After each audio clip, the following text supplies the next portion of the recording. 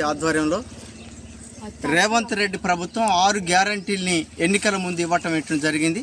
అది ముఖ్యంగా రైతాంగానికి సంబంధించినటువంటి వాటి మీద రైతులు పండించిన పంటలకి మద్దతు ధరలు లేవు, గిట్టుబాటు ధరలు లేవు.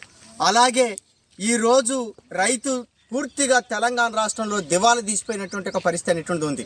పంట రుణాలని రద్దు చేస్తానన్నాడు. రైతు భరోసా కింద 15,000 రూపాయలు ఇస్తానన్నాడు. ఏ ఒక్క గ్యారంటీని కూడా ప్రభుత్వం అమలు చేయనటువంటి ఒక పరిస్థితి ఏర్పడ్డది. ఈ పరిస్థితితో దీనికి వ్యతిరేకంగా చలో హైదరాబాద్ ఈ నెల 20వ తారీఖున పిలుపునివ్వటం జరిగింది.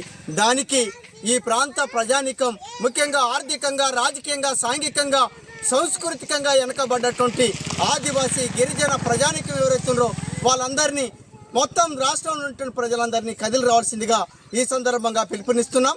పండించిన పంటలకి మద్దతు ధరలు, గిట్టుబాటు ధరలు కావాలని చెప్పి కోరుతున్నాం. ఈరోజు మిర్చికి సంబంధించినటువంటి రేట్లు పూర్తిగా పడిపోయినటువంటి ఒక స్థితి ఏర్పడింది. రైతు దివాలా తీసినటువంటి ఒక స్థితి ఏర్పడ్డది. రైతుని ఆదుకునేటువంటి విధంగా ప్రజా ఉద్యమాలు చేపడతామని చెప్పి స్పష్టం చేస్తున్నాం. ఆర్థికంగా వెనుకబడ్డటువంటి ఆదివాసీ గిరిజనులకి ఇల్లు లేవు, వాళ్ళకి ఇల్లు కట్టించాలని చెప్పి మేము డిమాండ్ చేస్తున్నాం. అలాగే రేషన్ కార్డు లేవు, రేషన్ కార్డులు ఇవ్వాలని చెప్పి డిమాండ్ చేస్తున్నాం. అందులో భాగంగానే ఈరోజు సిపిఎంఎల్ న్యూ డెమోక్రసీ ఆధ్వర్యంలో దశల వారీ ఉద్యమ కార్యక్రమంలో భాగంగా ఈరోజు ఈ తోట దగ్గర ఉండేటువంటి గిరిజన ప్రజానీకంతో మీటింగ్ నిర్వహించడం జరిగింది. రేపు చర్లలో జరిగేటువంటి సదస్సుకు కూడా ఈ సమస్యల మీద వచ్చి తమ సమస్యల్ని ఎంఆర్ఓ ఆఫీస్ ముందు వివరించుకోవాల్సిందిగా ప్రజల్ని కోరుతున్నాం.